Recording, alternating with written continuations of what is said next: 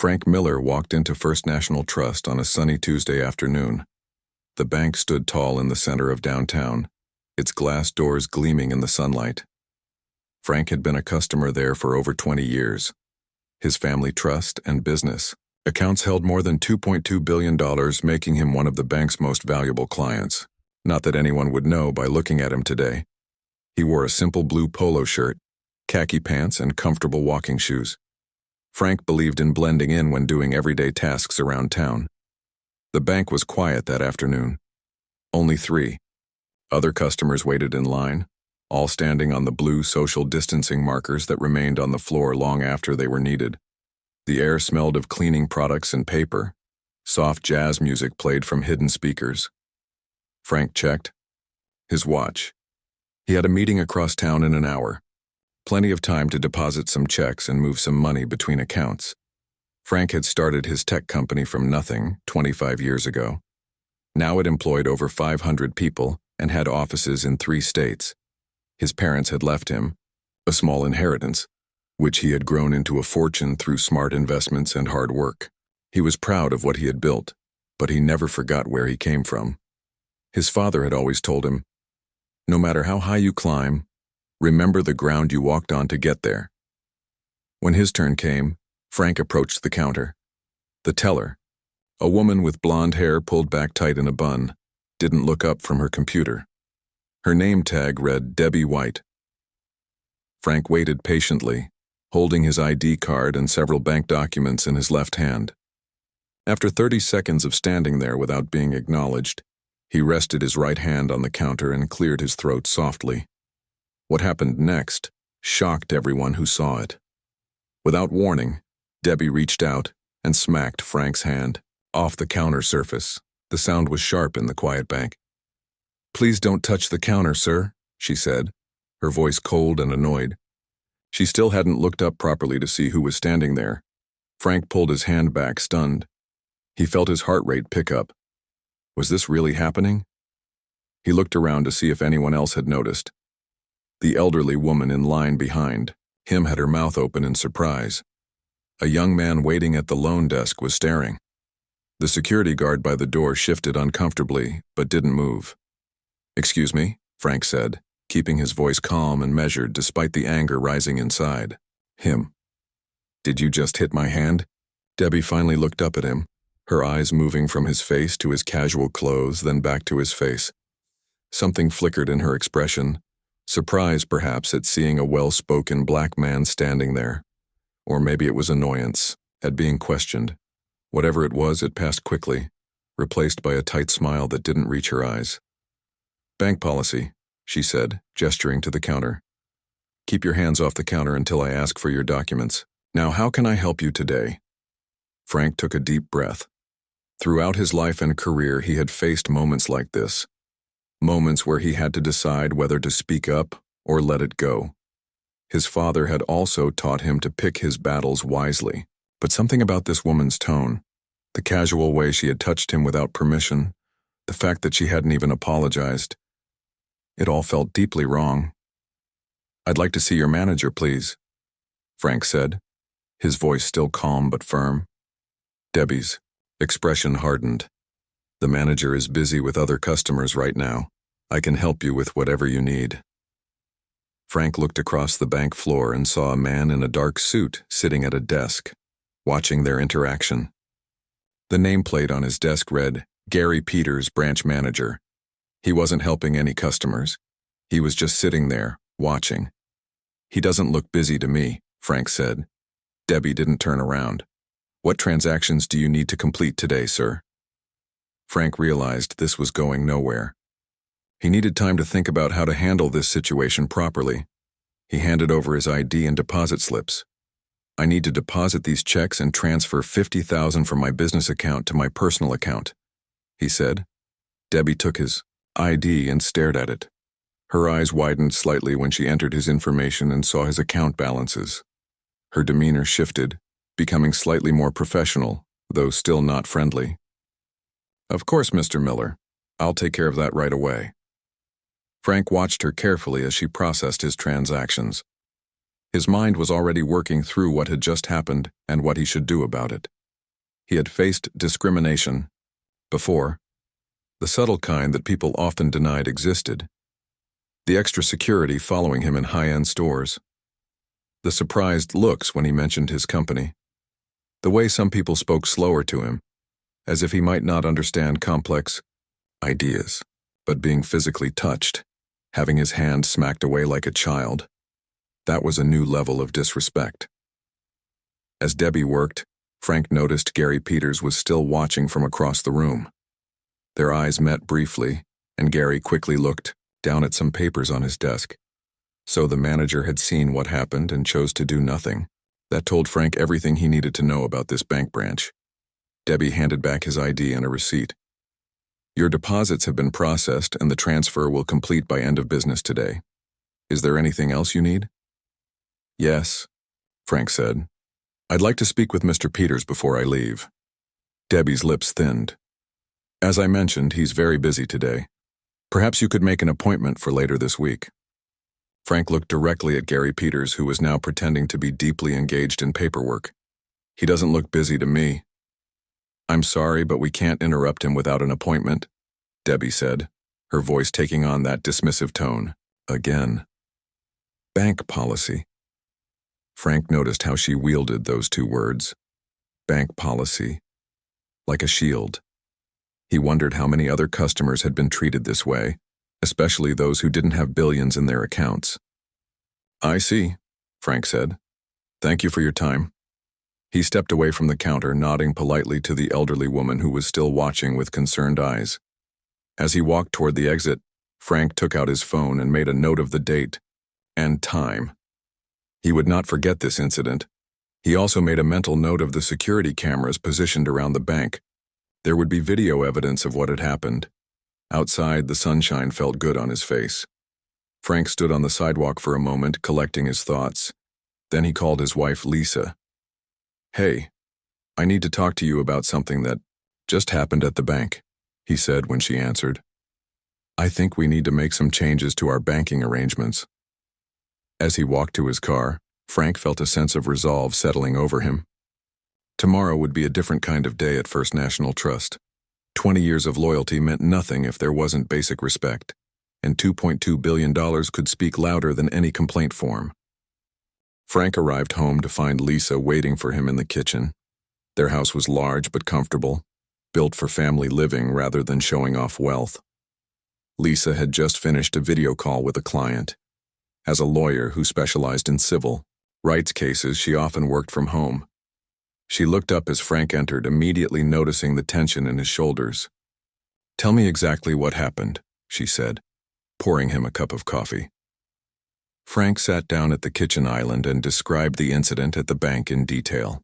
He explained how the teller, Debbie White, had smacked his hand off the counter without warning, how she had barely looked at him until she saw his account information, how the branch manager, Gary Peters, had watched the whole thing but did nothing. Lisa listened without interrupting, her expression growing more serious with each detail. When Frank finished, she put her hand over his.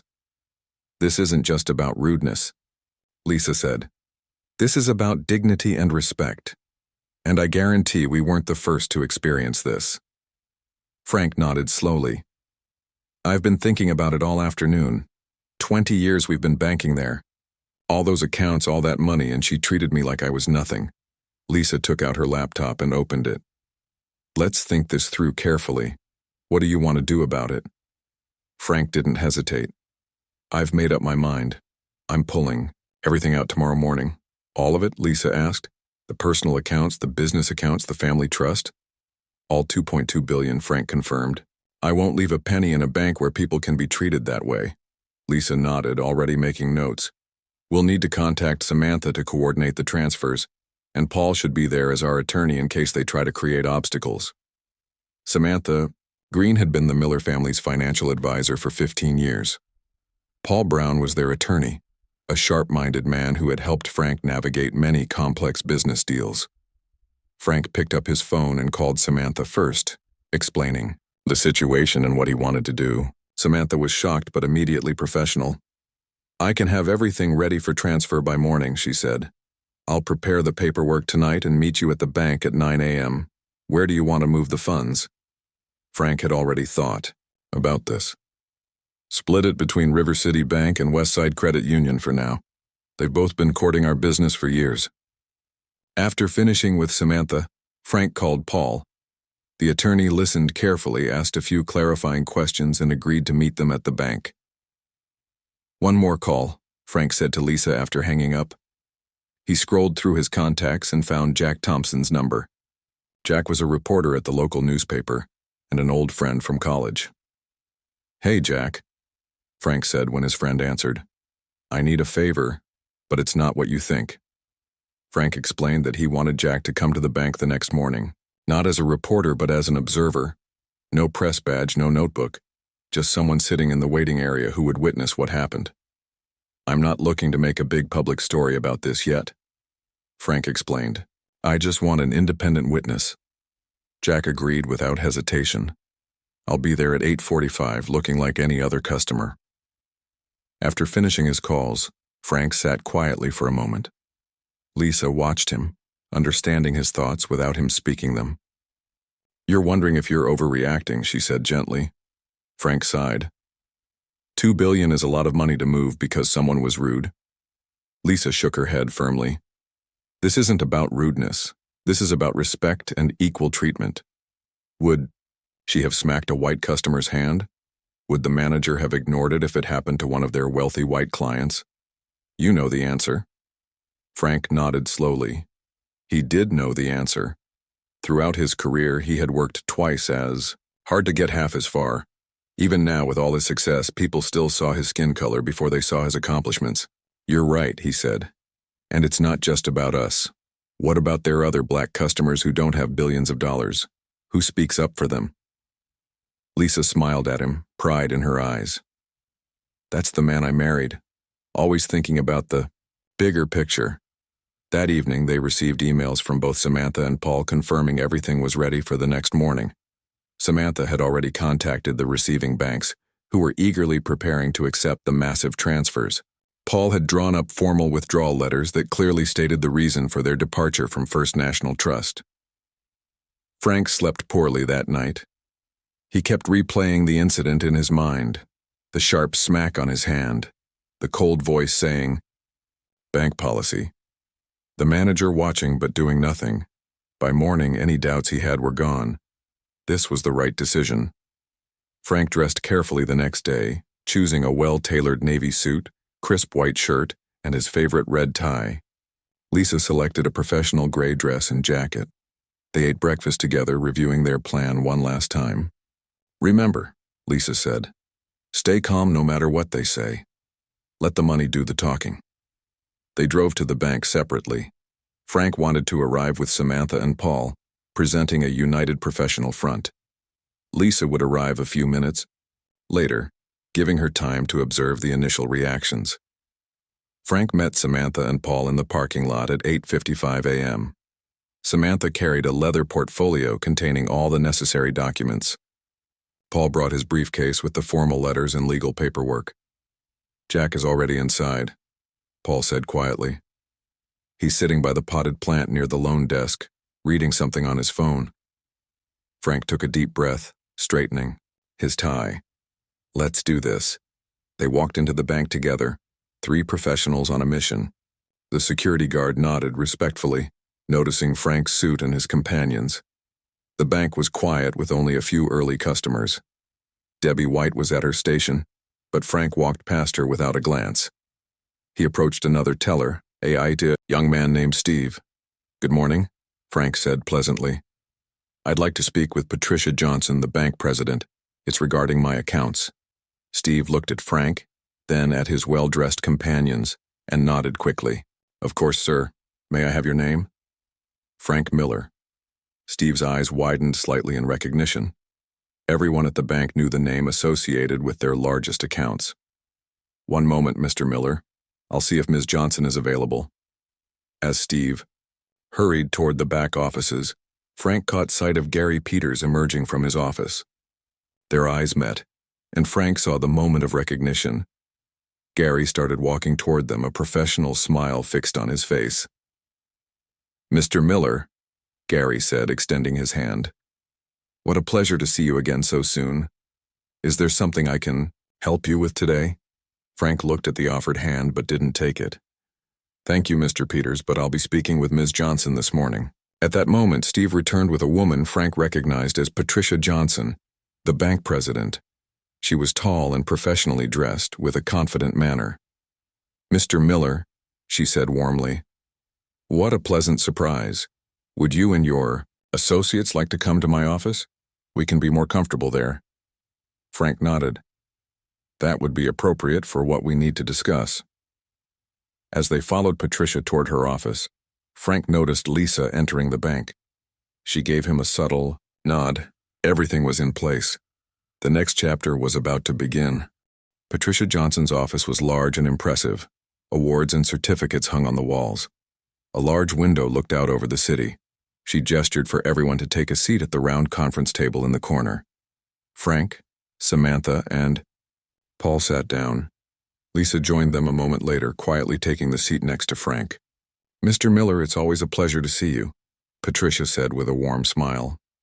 I understand you wanted to speak with me directly. How can I help you today?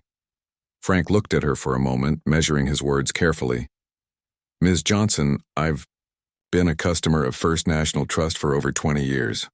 My personal accounts, business accounts, and family trust are all held here. Together, they amount to approximately $2.2 billion. Patricia nodded, her smile becoming even wider. Yes, Mr. Miller. You're one of our most valued clients. We deeply appreciate your business. Frank continued, his voice calm and steady. Yesterday, I came into this branch to make a simple deposit and transfer. While I was at the counter, one of your tellers, Debbie White, physically smacked my hand off the counter surface without warning. Patricia's smile faltered. She glanced at Gary Peters, who had followed them into the office and was now standing near the door. When I asked to speak with the branch manager, Frank continued, I was told he was too busy, despite the fact that Mr. Peters was clearly watching the entire incident from his desk. The room fell silent. Patricia looked genuinely surprised. She turned to Gary with a questioning look. I wasn't aware of any issue, Gary said, his voice uncertain. I saw Mr. Miller at the counter, but from my angle it looked like a normal transaction. Paul Brown cleared his throat.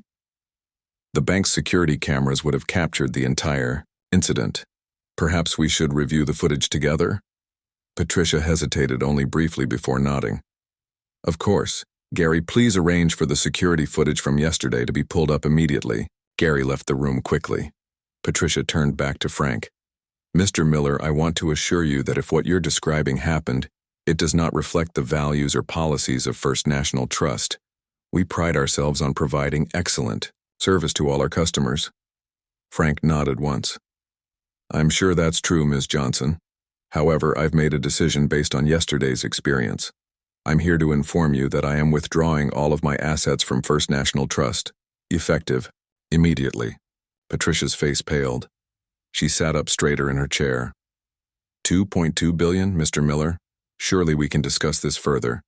If there was a misunderstanding or if one of our employees acted inappropriately, we can address it. There's no need for such a drastic step. Samantha Green opened her portfolio and removed several documents. We've already initiated transfers to River City Bank and Westside Credit Union this morning. The paperwork is in order. We're here as a courtesy to explain why. Patricia looked at the documents, her hands trembling slightly. This is highly unusual. Transfers of this size typically require advance notice and planning. Paul Brown spoke up.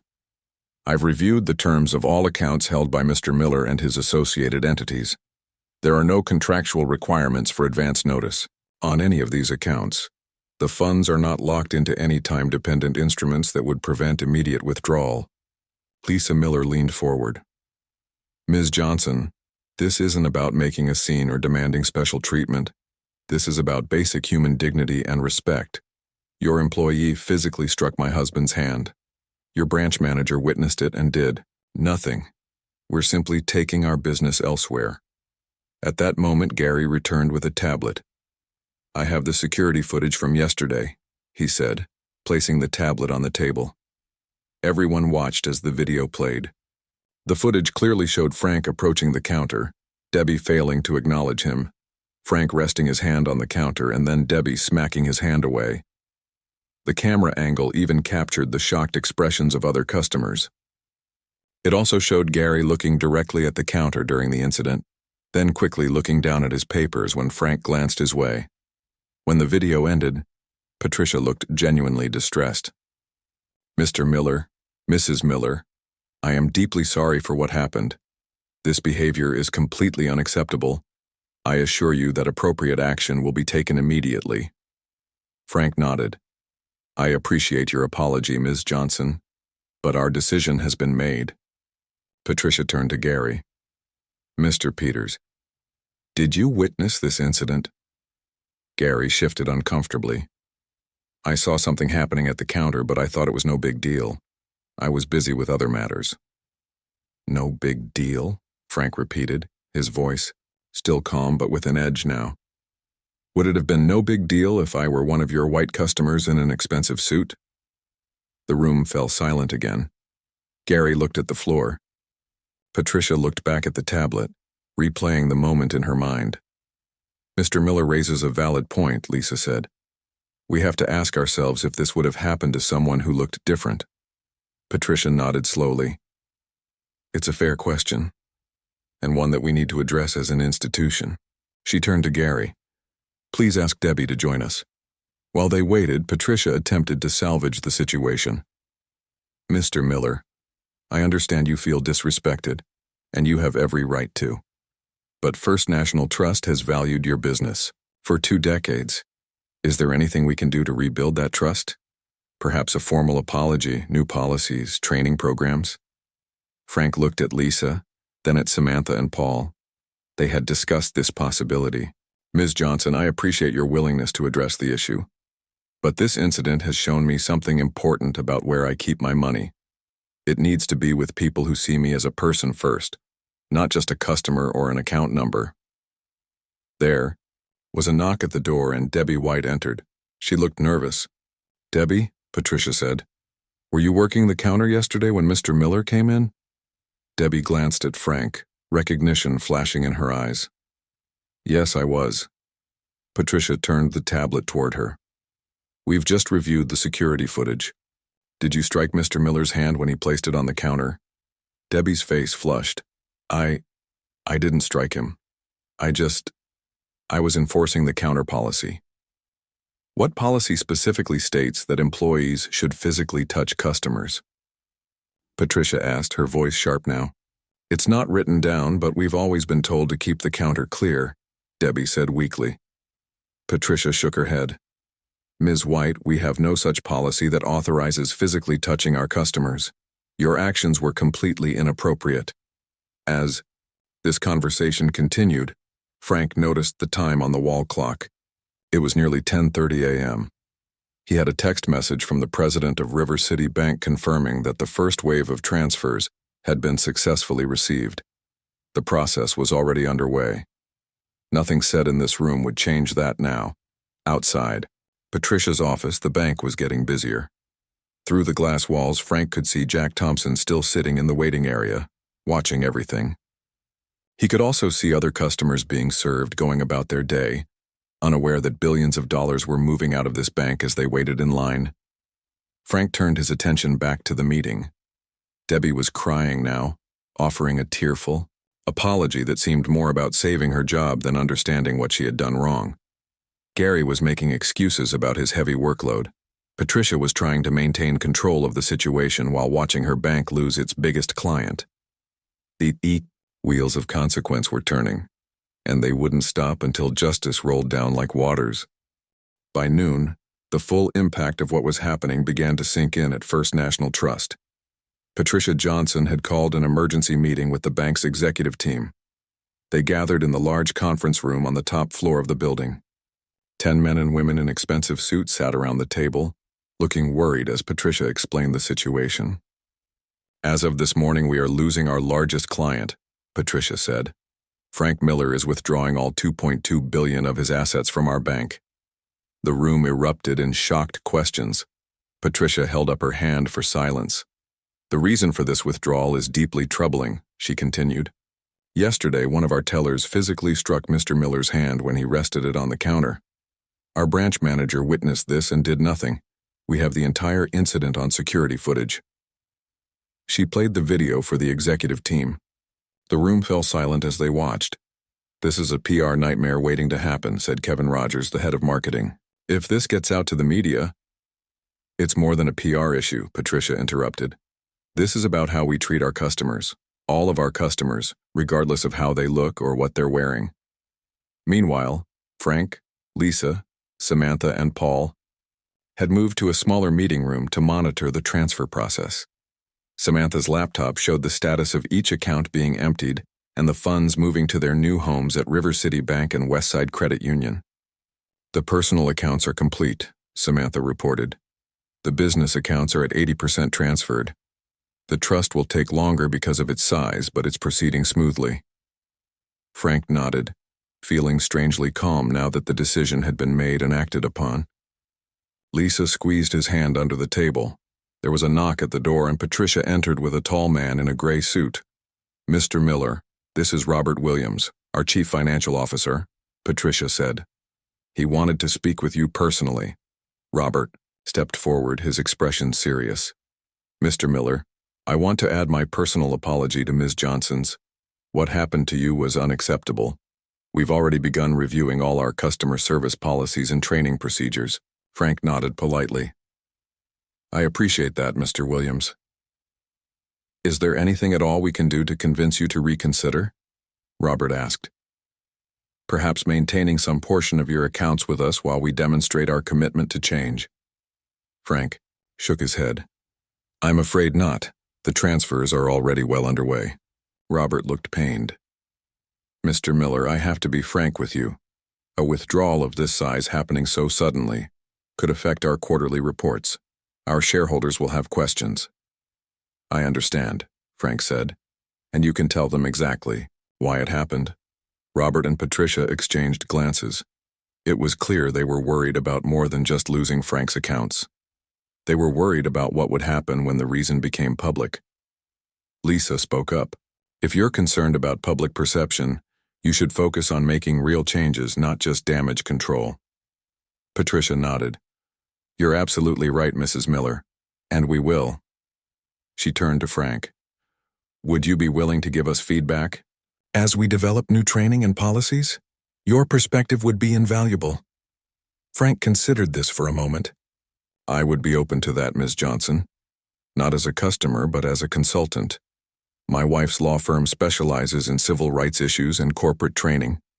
Perhaps she could help you develop something meaningful. Patricia's eyes lit up at this small opening. That would be extremely helpful. Thank you. After Patricia and Robert left, Jack Thompson joined them in the meeting room. He had been watching everything from the waiting area all morning. That was something, Jack said. I counted at least 3 other customers who kept looking at you and whispering. Word is spreading through the bank. Frank wasn't surprised. Banks run on gossip as much as money. Jack looked thoughtful. Are you planning to go public with this story? As your friend, I'm asking, not as a reporter. Frank and Lisa exchanged glances. They had discussed this. Not immediately, Frank said. We want to see how the bank responds first. If they make real changes, that's more important than public shaming. Jack nodded. Fair enough. But if you do decide to share what happened, I'd like to write it. Not as a sensational piece, but as a thoughtful look at how even wealthy Black Americans face discrimination. We'll keep that in mind, Lisa promised. Around 1:30 p.m., something unexpected happened. The elderly woman who had been in line behind Frank the previous day approached their meeting room. A bank employee tried to stop her, but she insisted on speaking with Frank. Frank recognized her and invited her in. Her name was Eleanor Davis, and she was 72 years old. She had been banking at First National Trust for over 40 years. I saw what happened to you yesterday, Eleanor said, her voice shaking slightly with age but firm with conviction. And I've been thinking about it all night. That wasn't right, what she did to you. Frank thanked her for her concern. It's not the first time I've seen something like that in this bank, Eleanor continued. Last month I watched how differently they treated a young black couple who came in asking about a mortgage. The loan officer was dismissive, barely explained their options. Lisa took out a notebook. Mrs. Davis, would you be willing to share more details about what you observed? Eleanor nodded firmly. That's why I'm here. When I saw you all come in this morning with your lawyers and such, I figured something important was happening. I want to help. For the next 30 minutes, Eleanor shared several incidents she had witnessed over the years. As a retired schoolteacher who had fought for integration in the 1960s, she had a keen eye for subtle discrimination. As Eleanor was leaving, another customer approached. It was a middle-aged black man named Harold Jones who owned a successful, local restaurant. He too had witnessed the incident with Debbie the day before. I've had my business accounts here for 15 years, Harold said, and I've never been treated with the respect I deserve. Always felt like they were doing me a favor, you know. But watching what happened to you yesterday was the last straw for me too. Harold explained that he had come in today to begin the process of moving his accounts to another bank. His business wasn't worth billions, but his 3 restaurant locations generated substantial revenue. It may not be much compared to what you're doing, Harold said with a smile. But it's another drop in their bucket. By 3 p.m., Frank received confirmation that over 70% of his total assets had been successfully transferred. The remaining funds would be moved by the end of the day. Samantha was coordinating with both receiving banks, who were bending over backward to accommodate the sudden influx of funds. Outside the meeting room, the bank was buzzing with activity. Patricia had called all branch employees to an urgent meeting in the large conference room. Through the glass walls, Frank could see her speaking intensely to the assembled staff. Debbie White was noticeably absent. Frank's phone buzzed with a text message from the CEO of River City Bank. Welcome aboard, Frank. Your funds are safe with us. Dinner next week to discuss your new portfolio options? Lisa noticed Frank smiling at his phone. Good news? Frank nodded. Just confirmation that we made the right decision. As afternoon turned to evening, the impact of the day's events continued to ripple through First National Trust. For Frank and his family, it was just the beginning of something much bigger than they had initially planned. 1 week after Frank Miller withdrew his $2.2 billion from First National Trust, the ripple effects were still spreading. The story had made its way from bank employees to their families, from customers to their friends, and finally to Jack Thompson's desk at the local newspaper. Jack had kept his promise to Frank and Lisa. He didn't rush to publish a sensational headline. Instead, he spent the week gathering information, interviewing other customers like Eleanor Davis and Harold Jones, and researching patterns of discrimination in banking. When his article finally appeared in the Sunday edition, it was thoughtful and balanced. The headline read, "When Respect Matters More Than Money, How One Bank Lost $2.2 billion Overnight." The article didn't name Frank directly, referring to him only as a prominent local businessman, but it detailed how a simple act of disrespect had led to a massive withdrawal. It included statistics about discrimination in financial services and quotes from other customers who had experienced similar treatment. By Monday morning, the story had gone viral. National news networks picked it up. Financial websites analyzed what the sudden withdrawal might mean for First National Trust's stability. Civil rights organizations cited it as an example of how money alone couldn't shield Black Americans from discrimination. Frank and Lisa watched the coverage from their home office. They hadn't sought this attention, but they weren't running from it either. "They're missing the point," Lisa said, turning off the television after one financial analyst focused solely on the bank's stock price. "This was never about the money. It was about dignity," Frank nodded. "That's why we need to do something more." That afternoon, Frank called a meeting with his business advisors. He had been thinking about this all week. The withdrawal had made a statement, but statements alone didn't create change. He wanted to use this moment to build something positive. "I want to establish a foundation," Frank told his team. $10 million to start. Its mission will be to address systemic discrimination in financial services. Samantha Green nodded approvingly. "What specifically will the foundation do?" Frank had thought this through. 3 main things. First, fund research on discriminatory practices in banking. Second, provide legal support to people who experience discrimination. And third, develop training programs for financial institutions that want to do better. Lisa would lead the foundation, bringing her legal expertise and passion for civil rights work. They would hire a small, dedicated staff and partner with existing organizations already working in this space. Meanwhile, First National Trust was facing its own reckoning. The bank's stock had dropped 7% in just 2 days following Jack's article. Patricia Johnson had been summoned to an emergency board meeting to explain what had happened and how she planned to address it. The Miller withdrawal was a symptom, not the disease, Patricia told the board members. We have a culture problem that we need to fix. Some board members wanted to focus on damage control, a public relations campaign to reassure investors and customers. Patricia pushed back. PR won't solve this, she insisted. We need real change. She presented a comprehensive plan. Debbie White had already been terminated. Gary Peters was on administrative leave pending an investigation into branch practices. But Patricia wanted to go further. She proposed mandatory training for all employees, an independent audit of customer experiences across all branches, and new policies that explicitly prohibited discriminatory treatment. The board reluctantly approved her plan, more concerned about stopping the bleeding than addressing the underlying issues. But Patricia was committed to making real changes. She had been deeply shaken by watching the security footage and listening to customers like Eleanor Davis describe their experiences. 2 weeks after the incident, Patricia reached out to Lisa Miller. Would she be willing to review First National Trust's new training materials and policies? Lisa agreed, but with conditions. She wouldn't just rubber stamp their efforts, she would provide honest feedback and push them to do better. 3 months passed. Frank's foundation, now called the Equal Financial Access Initiative, was up and running. They had hired a small staff, established a website, and begun accepting applications for legal assistance. They were also developing relationships with banks that wanted to improve their practices. River City Bank and Westside Credit Union, where Frank had moved his money, were the first to sign up for the foundation's training program.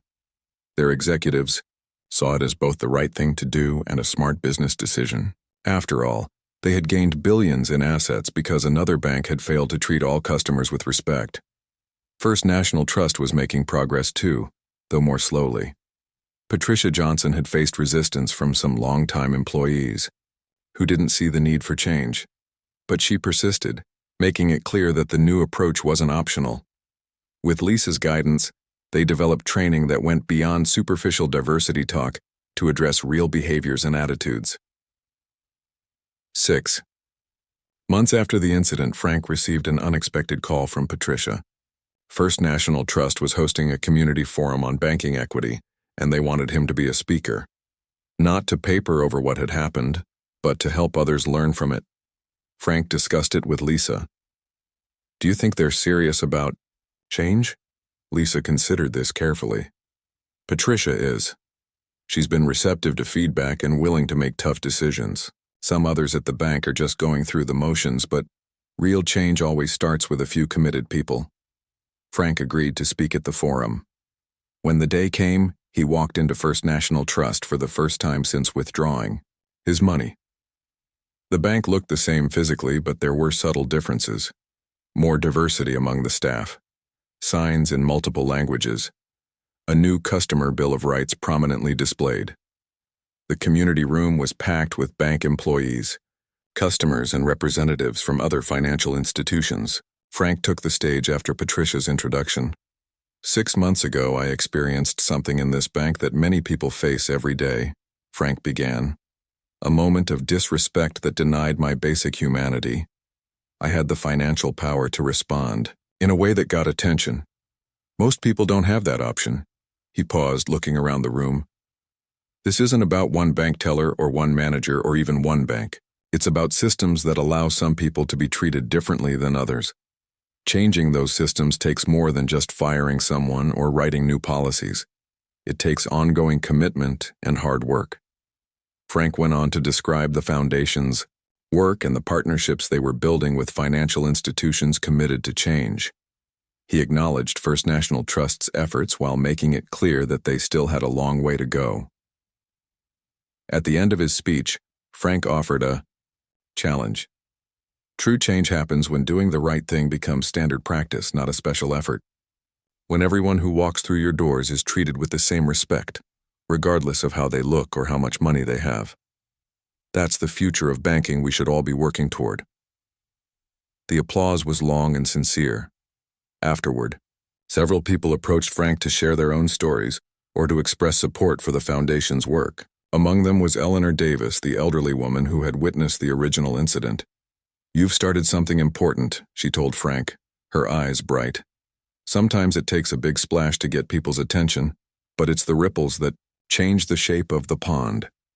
1 year after the incident, Frank Miller's $2.2 billion remained at River City Bank and Westside Credit Union. First National Trust had implemented all of the changes Patricia Johnson had proposed, though they had never regained Frank's accounts. The Equal Financial Access Initiative had helped dozens of people who experienced discrimination at banks across the country and was expanding its training programs to more institutions. And somewhere, in banks large and small, customers were placing their hands on counters without fear of being smacked away. A small but meaningful measure of progress in the ongoing work of building a more just society.